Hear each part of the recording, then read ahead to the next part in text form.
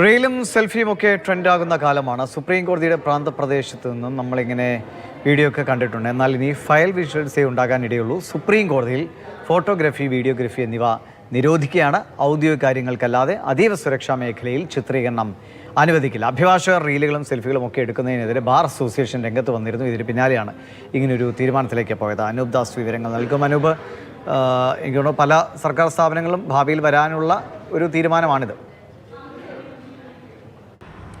Supreme കോടതിയുടെ അതീവ സുരക്ഷാ മേഖലയിൽ പോലും പലരും റീലുകൾ ഷൂട്ട് ചെയ്തു തുടങ്ങിയ സാഹചര്യത്തിലാണ് ഇനി ഈ മേഖലയിൽ ഫോട്ടോ ഉൾപ്പെടെ എടുക്കാൻ പാടില്ല എന്ന നിർദ്ദേശം സുപ്രീം കോടതി പുറപ്പെടുവിച്ചിരിക്കുന്നത്. മാധ്യമപ്രവർത്തകർ, അഭിഭാഷകർ, ഇന്റേൺഷിപ്പിന് വേണ്ടി വരുന്ന ആളുകൾ എന്നിവരോടെല്ലാം ഈ നിർദ്ദേശം സുപ്രീം കോടതി പറയുന്നു. ഇനി ചിത്രമെടുക്കാൻ കഴിയുക മാധ്യമപ്രവർത്തകർക്ക് അനുവദിച്ച പ്രത്യേക ലോണിൽ മാത്രമാണ്. അതിനപ്പുറത്തേക്ക് കയറി ഫോട്ടോ എടുത്തു കഴിഞ്ഞാൽ അവർക്കെതിരെ കർശനമായിട്ടുള്ള നടപടി സ്വീകരിക്കണം എന്ന നിർദ്ദേശവുമുണ്ട്. മാധ്യമപ്രവർത്തകരാണെങ്കിൽ അവർക്കുള്ള അക്രഡിറ്റേഷൻ 1 മാസത്തേക്ക് തടഞ്ഞു വെക്കും. ഇന്റേൺഷിപ്പിന് വരുന്ന ആളുകളാണെങ്കിൽ അവരുടെ ബാർ അസോസിയേഷനുകൾ ഇടപെട്ട് വേണ്ട നടപടി സ്വീകരിക്കണം എന്ന് സുപ്രീം കോടതി നിർദ്ദേശിച്ചിട്ടുണ്ട്.